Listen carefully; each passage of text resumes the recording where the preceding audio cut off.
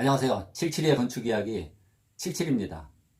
이 시간은 제가 영상 만든다고 힘들다고 많이 응원해 주시는 우리 구독자 중에 자전거 여행님이 궁금증을 저한테 보내오셨어요. 다가구 주택하고 다중주택, 실제 뭐 시공 사례 같은 게 궁금하다고 하셨는데, 그 시공 사례는 제가 뭐 이 지금 영상을 통해서 이제 보여드리긴 그렇고, 제가 이제 날씨가 좀 따뜻해지고 공사 현장 다니면서 이제 그런 거는 나중에 보여드릴 예정입니다. 그러면 다가구 주택하고 다중주택, 또 여러분들이 좀 구별하기 좀 난해한 무슨 다세대, 그 다음에 뭐 공동주택과 단독주택, 또 그에 앞서서 주택이 있고 또 주택이 아닌 게 있어요. 그리고 또 반은 주택이고 반은 뭐 상가고, 이러한 그 겸용주택, 또 복합주택, 이런 것들이 있는데, 거기에 대해서 조금 정리를 하고, 주택하면은 공동주택하고 단독주택으로 나뉘는데, 공동주택은 건축법하고 주택법에서 조금 그 차이가 있어요. 그래서 주택법에서는 기숙사를 포함시키지 않고 아파트 연립주택, 다세대주택, 거기에 대해서 규정해 놓고, 또 건축법에서는 공동주택의 형태를 갖춘 가정보육시설이라든지 공동생활, 지역아동복지센터, 또 노인복지시설, 그러니까 노인복지주택은 제외됩니다. 노인복지시설. 그 다음에 뭐 원룸형 주택을 이제 포함해서 건축법에서는 공동주택 범위에 그렇게 포함시키고 있습니다. 글자가 작아서 잘 안 보이실래나 모르겠는데, 공동주택은 아파트, 그 다음에 연립주택, 다세대 주택, 기숙사 이렇게 됩니다. 아파트 규정은 층수가 5개층 이상인 주택이다 이렇게 되어 있습니다. 요 근래에 와서 바뀐 개념이 뭐냐면은 5층 이상이 아니라 5개층 이상. 그러니까 층수 우리가 구별이 건축법에서 굉장히 조금 기본적인 사항이면서 난해한 점이 있습니다. 그래서 층수에 대해서는 조금 이따 제가 간략하게 그 층수 개념에 대해서 얘기를 드리고, 어쨌든 아파트는 5개층 이상이 아파트예요. 그러면 6층 아파트, 6층 아파트는 없습니다. 아주 옛날에 마포 쪽에 그 6층 아파트가 있었어요. 그럼 6층 아파트는 왜 없냐 하면은 6층부터 의무적으로 승강기, 엘리베이터를 설치해야 됩니다. 그러니까 어떤 건축 회사에서 6층으로 아파트를 만들고 엘리베이터까지 놓겠어요. 엘리베이터 한 세트 하려면 비용이 꽤 들어가거든요. 그러니까 뭐 효율도 없잖아요. 1, 2, 3층까지는 걸어 다녀도 되는 건데 4, 5, 6층을 위해서 엘리베이터를 놓는다. 그러니까 6층짜리 엘리베이터가 아파트가 없습니다. 그러니까 아파트는 5층 아니면은 쑥 올라가서 10층, 12층. 그리고 또 요즘에 고층으로 아파트를 많이 짓는데 49층 아파트는 있어도 또 50층 아파트 이거는 없어요. 왜냐하면 50층부터는 초고층 건물에 해당되기 때문에 각종 여러 가지 또 더 첨가해야 될 그 설비가 있어요.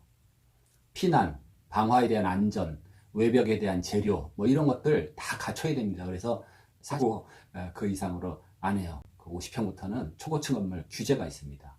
그리고 1층 같은 경우 전체를 피로티 구조로 한다. 피로티가 뭡니까? 벽이 없이 그냥 기둥만 쭉 있는 거. 원두막 같은 형태의 원두막 아래에 기둥 세워놨죠. 그렇게 하고 그 전체를 주차 용도로 쓸 때는 그 층은 뺀다. 이겁니다.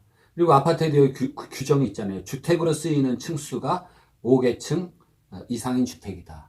그러면 주택으로 안 쓰는 층은 어떻게 되겠느냐? 예.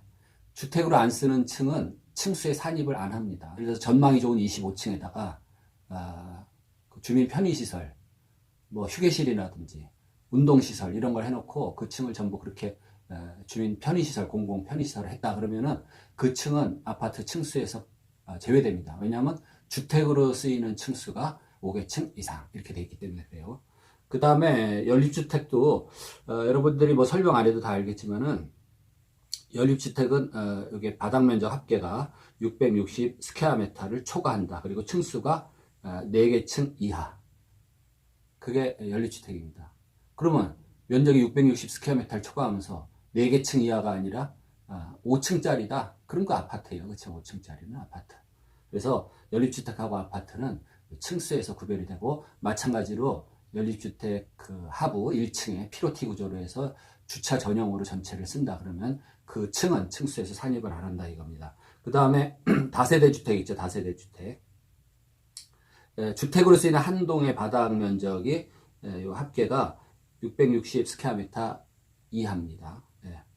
그리고 층수가 4계층 이하. 이제 기숙사 같은 경우는 학교, 공장 등 종업원 위해서 쓰는 건데, 요 이제 한 개 동에서 공동 취사 시설을 사용하는 그 세대수가 전체가 뭐 100실이 있어요.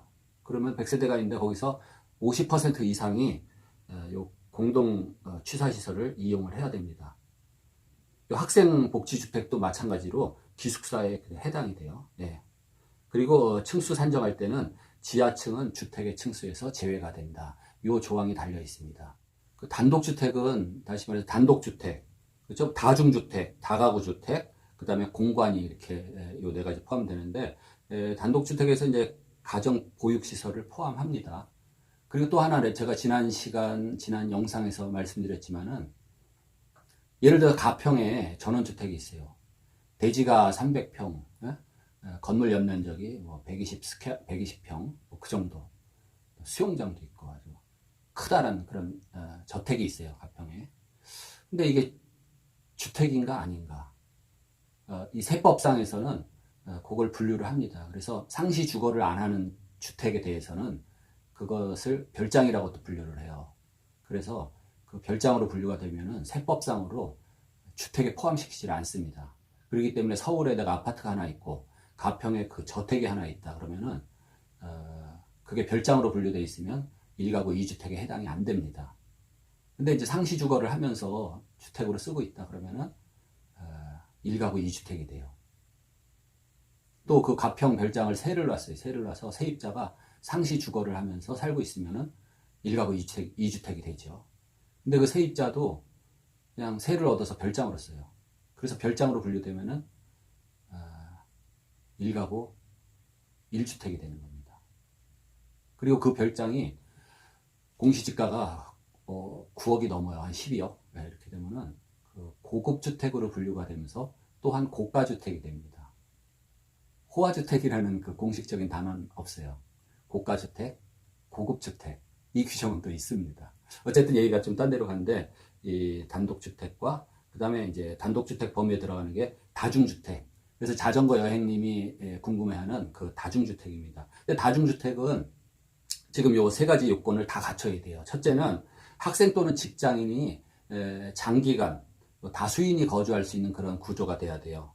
그 다음에 독립주거 형태가 아니다. 이게 무슨 말입니까? 조금 그 난해한 저건데, 한마디로 주방시설을 하면 안 됩니다. 그래서 주방시설은 공동 취사시설을 써야지 다중주택에 해당이 돼요. 물론 샤워실도 별도로 공동 샤워해도 돼요. 단지 그냥 화장실 해놓고 화장실이 비좁으면은 샤워실 같은 것도 공동 샤워실 해도 되고, 근데 그거보다는 취사시설을 공동으로 쓰는 그런 것이 다중주택입니다. 각각 방에다가 취사할 수 있게 이렇게 설치해주면 그거 문제가 됩니다. 과태료 내야 돼요. 위반이 되는 겁니다. 그 다음에 이제 연면적이 330 스퀘어미터 이하이고 층수가 3층 이하 이렇게 돼야지 그게 다중주택이 돼요. 그리고 다중주택하고 다가구주택은 또 뭐가 다르냐면 다가구주택은 또 다음 요 몇 가지 세 가지를 맞춰야 돼요. 그래서 주택으로 쓰이는 층수 지하층을 제외하고 여기 3계층 이하래야 된다. 단지 요거 1층 전부를 이제 피로티 구조로 해서 주차장으로 사용하는 부분은 그 피로티 부분을 층수에서 빼준다, 제외한다 이렇게 돼 있어요. 그 다음에 한 개 동의 주택으로 쓰이는 바닥 면적, 그러니까 주차장 면적을 제외시켜줘요. 이 제외시켜주는 거 왜 그래요? 장려하는 겁니다. 장려. 주차장은 넉넉히 확보해라 이런 개념이에요. 그래서 요 주차장 면적을 제외하고 그 합계 바닥 면적이 160 제곱미터 이하일 것, 이렇게 돼 있어요. 그냥 연면적이라고 하면 될 거를 왜 주택으로 쓰이는 바닥 면적의 합계 이렇게 했죠. 그러니까 연면적으로 하면 주택으로 쓰이든 안 쓰이든 관계없이 다 지하층이고 해서 전부 연면적에 포함돼 버리잖아요. 그러니까 또 그거 구별하기가 또 단서를 달아야 되니까 주택으로 쓰이는 바닥 면적의 합계 이렇게 얘기를 했어요. 그래서 그게 660제곱미터 이하일 것이다. 그 다음에 20세대 안 돼요. 19세대 이하가 거주를 해야 된다. 요겁니다. 예. 그래서 다중주택은 그게 제한이 있어요, 없어요? 19세대고 뭐고 제한은 없어요. 그렇지만 330 스퀘어미터 이하래야 된다. 그러니까 다중주택하고 다가구 주택의 차이는 뭐냐면은 그 세대수, 구획된 방수가 달라요. 다가구 같으면 19세대 이하래야 되고, 그 대신 다가구는 전부 다 뭐 취사시설 다 들 수 있어요. 독립생활 가능하게. 그렇지만 다중주택은 그거보다 좀 더 뭐라 그럴까, 그 유니트 한 실이 좀 협소해지고 작아지죠. 심플해져요. 그래서 비록 그 안에 밥 먹는 시설, 취사시설이 없더라도 이렇게 쓸 수 있게끔 방 개수를 많이 넣을 수가 있죠. 그렇지만 그거 다 합친 전체 면적은 330제곱미터 이하래야 된다. 예, 요겁니다. 그리고 또 요 단독주택에 포함되는 게 공관입니다. 공관. 공관은 무조건 그 건축물 용도가 공관이다 그러면 단독주택에 해당되는 거 다른 거 제한 없어요. 제가 생각나는 게 제가 군대에 있을 때 이 공관 그 리모델링 공사를 했어요. 엄청 커요, 럭셔리하고. 그런데도 뭐 공간이니까 단독주택으로 해당되는 겁니다. 뭐 제한 330 이런 거 다 필요 없어요. 층수 제한 그런 거 다 필요 없습니다. 그냥 공간이면은 단독주택에 해당됩니다. 저 남산 밑에 엄청 럭셔리 하더라고요. 군사 기밀이라서 말씀드릴 수는 없고 그 기억나요, 공간. 네. 그러니까 공동주택의 개념은 우리 집하고 우리 집 벽, 천장, 바닥 등이 그 이웃하고 이렇게 같이 공동으로 쓰는 거. 그 개념이 공동주택이에요. 그러다 보니까 제일 큰 장점은 열 손실이 적습니다. 가운데 쪽에 있는 주택들은 그 사면이 전부 이웃하고 접해 있어서 열 에너지가 낭비가 정말 안 돼요. 그렇죠? 그리고 이제 또 좋은 점이 이 밀집 주택 아닙니까? 공동주택이. 그래서 굉장히 적은 면적에 많은 세대수, 많은 인원이 살죠. 그렇기 때문에 그 온라인 시스템이라든지 그런 IT, 그런 설비, 통신 설비 등이 굉장히 효율적으로 할 수 있어요. 그래서 우리나라가 이 아파트가 하도 많아가지고 이 IT 쪽으로 이 온라인망이 다른 나라보다 더 앞서가고 잘 돼 있는 요인도 하나라고 생각합니다. 물론 뭐 국민들이 똘똘하니까 그렇죠. 그런데 그런 이 건축 밀집 특성이 있어요. 뭐 호주, 미국, 캐나다 뭐 도심에도 물론 밀집해서 산다고 하지만은 단독주택이 거의 많아요. 그렇기 때문에 이 얼마나 그 면적 대비 밀집도가 우리나라가 높은가 따져보면 훨씬 높습니다.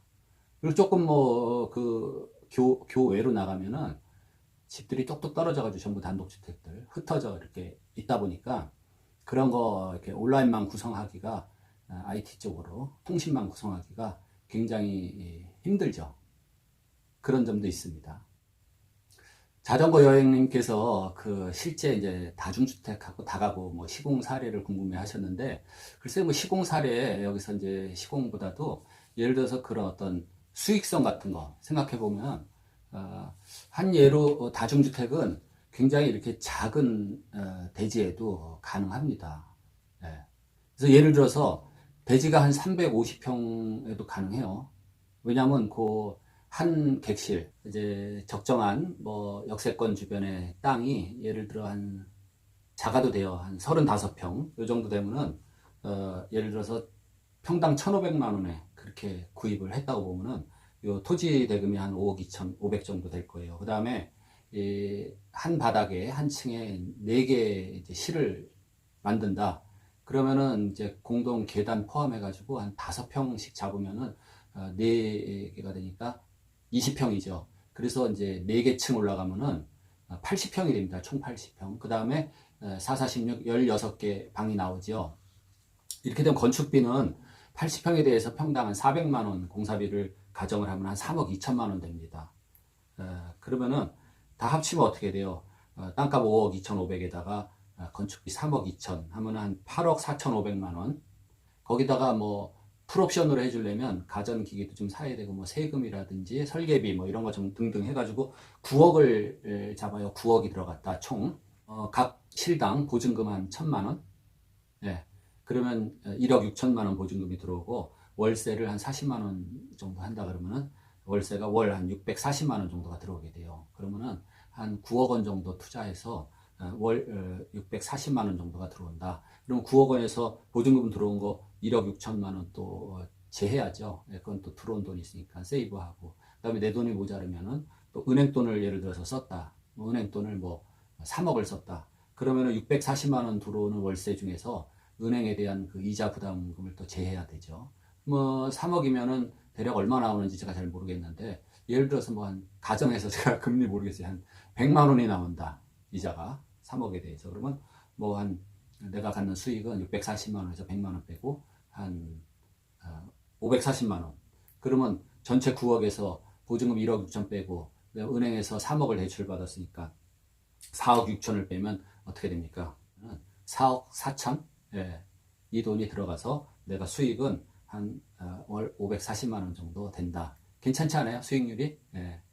그렇게 되는데 이렇게까지 만들기가 땅도 사야죠. 뭐 건축도 해야죠. 좀 복잡한 과정은 있는데 이런 점이 있습니다. 여기 이 비슷한 이런 구조로 침대 하나 놓고 이런 식으로 4개 객실을 만들 수가 있어요. 그러면은 작은아마 이런 건물을 하나 소유하면서 노후 대책도 좋을 것 같아요. 그리고 주택에서 전체 건물을 주택으로만 쓰는 경우도 있고 일부 뭐 상점이라든지 이렇게 같이 돼 있는 경우가 있어요. 그럴 경우에는 주택으로 사용되는 부분이 2분의 1 이상이 되면은 그 전체 건물에 대해서 주택으로 적용합니다. 그래서 그 헷갈리기 쉬운 다가구 다세대 연립주택 표를 통해서 이렇게 나누는데 거기서 이 표에 뭡니까? 총 층수가 뭐 4개층 이상, 이하 뭐 이런 게 나와 있는데 이 총 층수는 똑같이 말해서 몇 개 층 이거랑 같은 말입니다. 총 층수라는 거는 총 층수 3층 이하 그러면 3개층 이하 이렇게 얘기하면 똑같은 거예요. 그래서 다가구 주택은 단독주택에 포함된다. 그리고 이 건물에서 층수에 관해서 이렇게 제한을 두는 경우가 많아요. 몇 층 이상은 안 되고, 몇 층 이하는 어떻게 해야 되고, 뭐 이런 게 다 있습니다. 그래서 그 층수는 뭐에 이 바닥 쪽에, 1층 쪽에 규정이 있고, 그 다음에 꼭대기층 또 옥상 부분으로 올라가서 이걸 층으로 넣어야 되나 말아야 되나 뭐 그런 게 있어요. 그 다음에 이제 중간에 몸통 부분, 거기도 애매한 점이 있는데, 일단 1층 그 바닥 쪽으로 오면은 첫째 규정은 뭡니까? 주택의 경우는 이 GL선, 그러니까 그라운드 레벨이죠. 땅, 지표면에서 그 층이, 그 층이 2분의 1 이상으로 내려갔다. 그러니까 층고가 예를 들어 3m인데 1.5m 이상 땅으로 내려갔다. 그러면 지하층이 되는 겁니다. 근데 이 땅이 이렇게 평평하면 괜찮은데 이렇게 경사가 졌을 경우에는 좀 애매한 경우가 있어요. 그거 다 따져봐야 됩니다. 그래서 땅에 묻힌 부분에 가중 평균한 그러한 면적, 가중 평균한 그 깊이가 2분의 1 이상 땅 밑으로 내려가면은 지하층이 돼요. 그게 이제 이 밑에 쪽에 그 규정의 기본이죠. 그 다음에 꼭대기층에 가서는 예를 들어서 옥상이 있어요. 옥상에서 옥상층 거기까지 층수가 명백한데 그 옥상에 뭐 튀어나온 게 있다 이겁니다. 옥탑이라든지 뭐 계단실 이런 게 튀어나와 있는데 이거를 층으로 넣어야 되나 안 넣어야 되나 그런 게 있죠. 그러면은 그 옥상 바닥에 대해서 전체 옥상 바닥 면적의 8분의 1이 이상 된다. 8분의 1이 넘으면 그거는 또 층수에 산입한다. 뭐 이런 규정, 세세한 규정이 있어요. 근데 그 세세한 것까지 다 말씀드리면 너무 복잡해지고 그 다음에 이제 중간 경우 있어요. 그러면 건물이 이렇게 올라가는데 층이 막 여기는 층이 이렇게 3m마다 쭉 나눠져 있고 또 이쪽엔 뭐 5m마다 이렇게 또 돼 있고 막 중간에 층이 여러 이렇게 그 일률적이지가 않을 수가 있어요. 그럴 때는 어떤 쪽을 딱 따져서 제일 층수가 많이 돼 있는 쪽에 층을 층으로 택합니다. 그리고 또 어떤 건물은 건물 높이가 100m예요. 100m인데 안에 들여다보니까 층이 하나가 없네요. 그 뭐예요? 그 폭스바겐 전시장 주차장이 그렇게 돼 있죠. 유명한데 거기에 이렇게 전부 체인 벨트로 돼서 차들이 거기에 이렇게 다 주차 타워식으로 돼 있어요. 그럼 안에 이 층 구획이 없잖아요. 그러면 그거는 건물 높이는 나와 있지만 몇 층 건물이다 이렇게 규정할 수가 없죠. 층 규정으로 규정할 때는 그런 경우에는 4m를 한 층으로 본다 이런 건축법 규정이 있습니다. 100m는 몇 층 건물이 25층 건물이죠. 4m씩으로 나누면 그렇게 규정하는 게 있어요. 그래서 그림에서 보는 거 이쪽에 땅에 아주 쑥 묻힌 거건 당연히 지하층이죠. 지하층. 그 다음에 가운데 그 그림 보면은 눈으로 봐도 절반 이상 땅으로 내려가 있어요. 그것도 지하층입니다. 그래서 이쪽 두 개는 뭡니까 이 3층 건물 맞아요. 세 개 다 3층 건물입니다. 그 다음에 그 두 개는 4계층 건물이다. 이렇게 지하층 포함하면 4계층 건물. 가운데 것도 4계층 건물이면서 4계층이면서 3층 건물. 이쪽 첫 번째 것도 4계층 건물이면서 3층 건물. 맨 이쪽 거는 이제 지하층이 없네요. 그것도 3층 건물입니다. 네. 그림 또 하나를 보면은 그 지하에 어떻게 묻혔냐. 근데 경사지입니다. 경사지이기 때문에 그걸 잠깐 설명을 드렸는데 제 영상 중에 이 문제로 검찰에 고발된 일이 있어요. 지하층이냐 아니냐 이거 따지다가. 그래서 그 영상이 있는데 거기에 와서 알부알부 많습니다. 말씀이. 제가 아주 세세하게 하느라고 설명을 했는데도 이해를 못해요. 그리고 뭐 이거 3층이네. 이게 무슨 지하층이야. 막 이렇게 이해 못하시는 분들이 있는데 그래서 제가 여기 또 이 그림도 마찬가지인데 이거 규정이에요. 규정. 산수 면적 계산해보면 다 깊이 계산해보면 나오는 겁니다. 그래서 제가 설명하느라고 영상에서 그렇게 세세하게 해놔도 그것도 본인 그런 어떤 선입견을 버리지 못하시는 분들이 많아요. 잘 보시고 이해하시기 바랍니다. 그 첫 번째 거는 딱 그게 그렇게 되니까 반이 딱 묻힌 것 같아요. 반. 절반이 묻혔어요. 이게 애매합니다. 근데 지하층 규정이 뭡니까? 2분의 1 이하. 이하는 2분의 1이 포함됐습니까? 안 됐습니까? 포함됐죠. 그래서 1번은 지하층입니다. 2분의 1 미만. 그럼 2분의 1 미만이면 포함이 안 되는 건데 2분의 1 이하가 붙였다. 1번도 이게 조금 카트라인에 걸려있지만 2분의 1 이하가 묻힌 거예요. 지하층입니다. 두 번째 그림 어떻게 돼요? 그거는 눈으로 봐도 2분의 1 이하 묻혔네. 지하층 맞습니다. 제 영상에 그 검찰에 고발된 그 건물이 2번 정도에 해당돼요. 절반 약간 이상 묻혔습니다. 그 다음에 3번 건물은 어떻게 돼요? 이건 눈으로 봐도 2분의 1 이하로 묻히지 않았네요. 그래서 3번 건물은 4층 건물입니다. 그 다음에 1번, 2번 건물은 3층 건물이에요. 그러면서 1번, 2번은 4계층 건물입니다. 무슨 말인지 알겠죠? 3번 건물은 지하층이 없어요. 그냥 1, 2, 3, 4층 건물이고 그 나머지 1번, 2번은 아래층 첫 번째 게 지하층에 해당돼서 3층 건물이다 이렇게 보시면 됩니다. 나중에 이게 이제 매매가 됐을 때 세금 관계는 어떻게 되냐 한번 따져보면은 이제 다가구 주택 같은 경우는 이제 주택하고 상가 이렇게 복합되어 있는 경우에 주택 면적이 얘기 드렸지만 상가 면적보다 크다면 전체 건물을 주택으로 그렇게 봐요. 그래서 그 점 알아두시고 그 다음에 이제 주택 면적이 상가 면적보다 작을 경우에 상가 면적이 60이고 주택이 40이에요. 퍼센테이지가. 그러면은 주택과 상가를 구분해서 양도세를 계산하게 됩니다. 그리고 이제 주차장 등 뭐 공용 면적의 경우는 공용 면적을 주택 부분에서 쓰는 건지 그 상가 부분에서 쓰는 건지 좀 애매하잖아요. 그래서 명확하지 않은 경우에는 그 면적 배분을 합니다. 그렇죠? 공용 면적이 10 스퀘어미터예요. 근데 상가가 40%고 주택이 60%다. 그럼 공용 면적도 4대 6으로 배분을 해서 적용을 하면 되는 겁니다. 그러니까 주택이 이 수명이 있거든요. 그 수명 중에서 물리적으로 다 이게 뭐 물리적으로 너무 부실해져서 부시고 짓는 경우는 적고 이제 뭡니까? 그 경제적인 값어치가 없어지면은 다시 부시고 지을 수가 있어요. 그죠? 과거에는 단독주택을 다 짓고 살았어요.